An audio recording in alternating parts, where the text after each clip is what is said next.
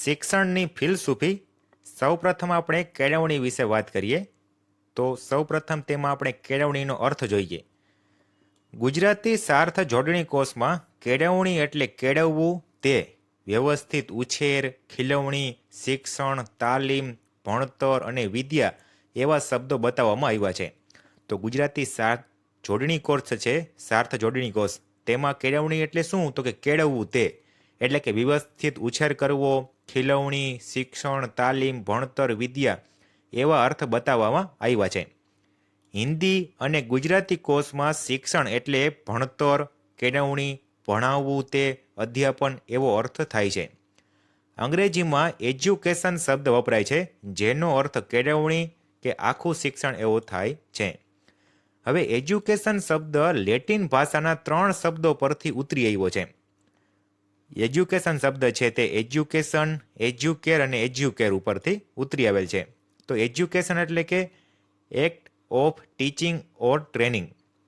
Educare એટલે કે two educate ઉપરથી આવેલ છે, જેનો અર્થ થાય છે કેળવણી આપવી અથવા તો તાલીમ આપવી, અથવા તો ટુ બ્રિંગ અપ એટલે કે ઉછેરીને મોટું કરવું, અને ટુ રાઇઝ એટલે કે ઉગાડવું, પેદા કરવું કે ઉછેરવું.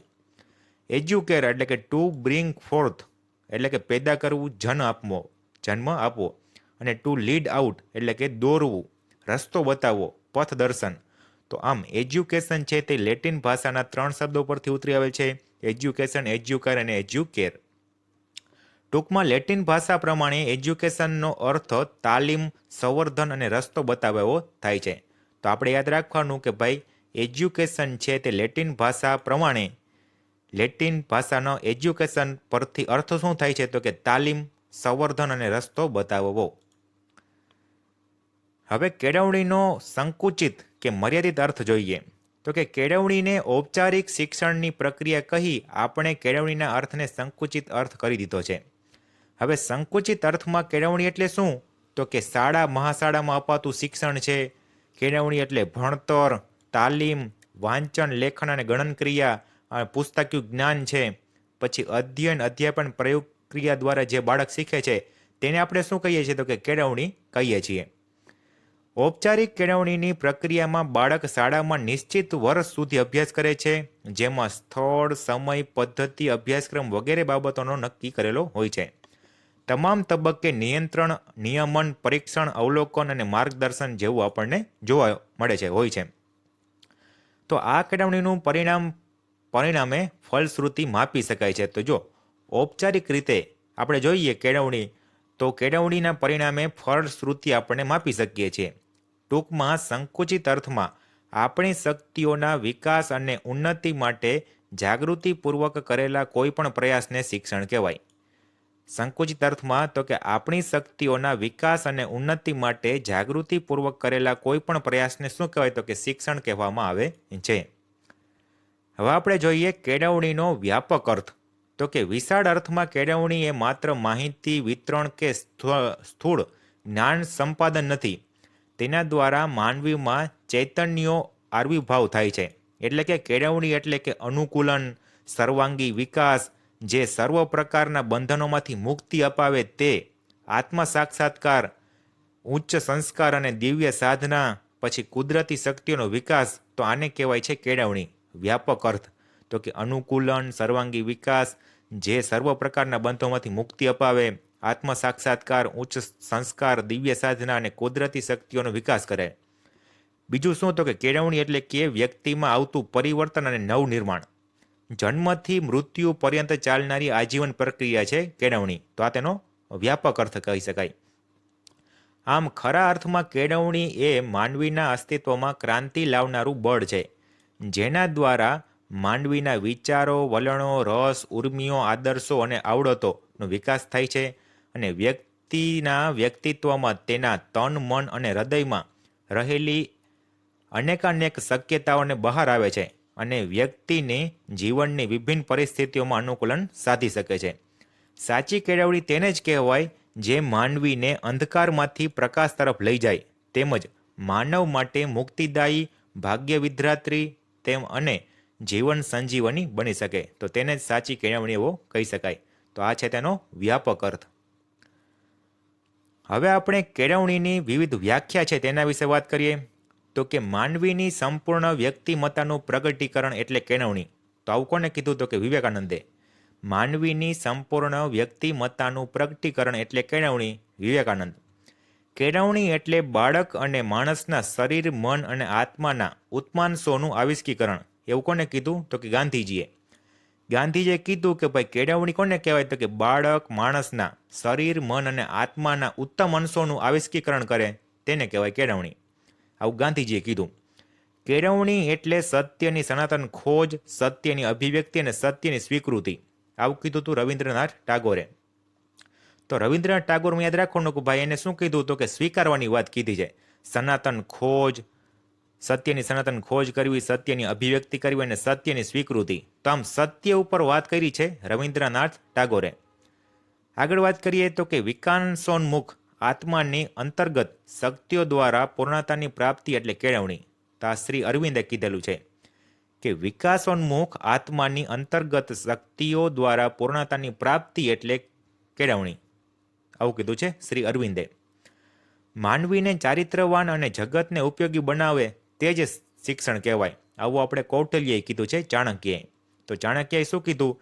તો કે માનવીને ચારિત્ર્યવાન અને જગતને ઉપયોગી બનાવે તે જ શિક્ષણ કહેવાય.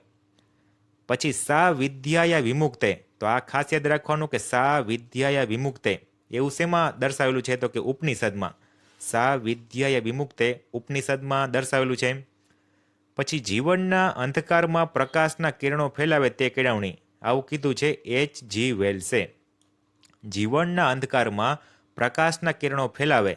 તો કે જીવનના અંધકારમાં પ્રકાશના કિરણો કોણ ફેલાવે? તો કે H.G. વેલ્સ.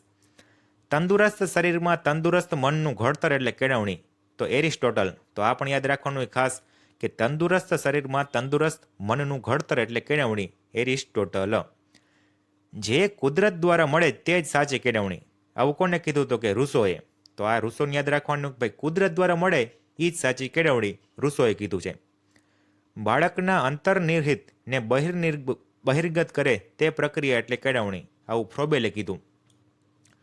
અને કેળવણી એટલે મનુષ્યની જન્મજાત શક્તિઓનો નૈસર્ગિક, સુસંવાદી અને પ્રગતિશીલ વિકાસ. એવું કોને કીધું? તો કે પેસ્ટોલોજીએ. પેસ્ટોલોજીએ કીધું કેળવણી એટલે મનુષ્યની જન્મજાત શક્તિઓનો નૈસર્ગિક, સુસંવાદી અને પ્રગતિશીલ વિકાસ એટલે કેળવણી. અને કેળવણી એ અનુભવોના નવનિર્માણ અને પુનર્નિર્માણની પ્રક્રિયા છે જેમાં વ્યક્તિની તમામ શક્તિઓનો વિકાસ થાય છે. આવું કીધું હતું જ્હોન ડ્યુએ. કેળવણી એ અનુભવોના નવનિર્માણ અને પુનર્નિર્માણની પ્રક્રિયા છે. તો યાદ રાખવાનું ભાઈ નવું નિર્માણ અને પુનર્નિર્માણની વાત કોને કરી? તો કે જ્હોન ડ્યુએ. તો આ છે કેળવણીની વ્યાખ્યા.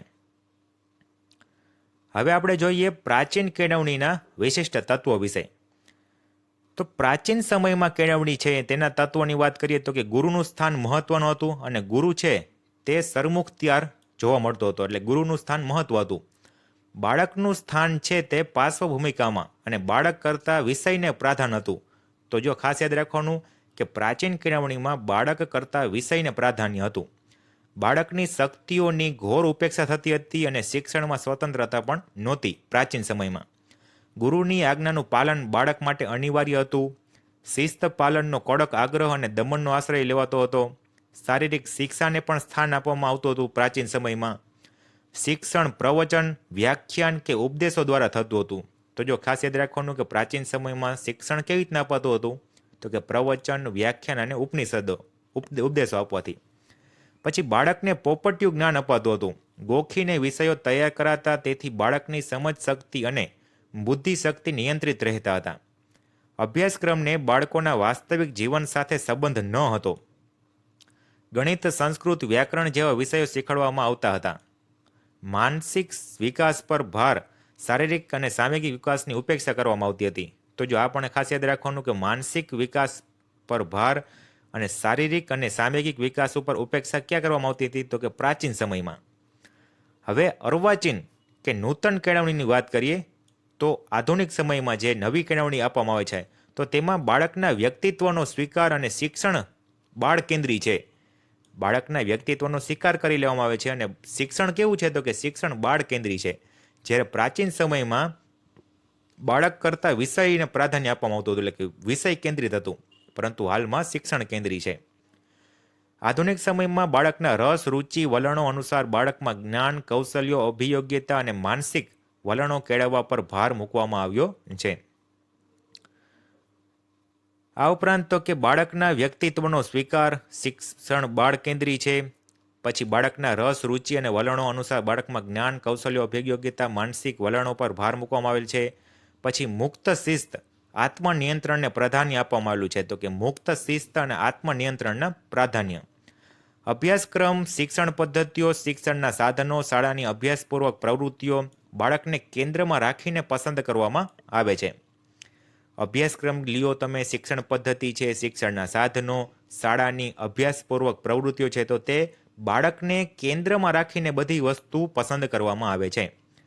શિક્ષક સરમુખત્યાર ન બની શકે એટલે કે જો બાળકનો ફ્રેન્ડ ફિલોસોફર અને ગાઈડ હોય તો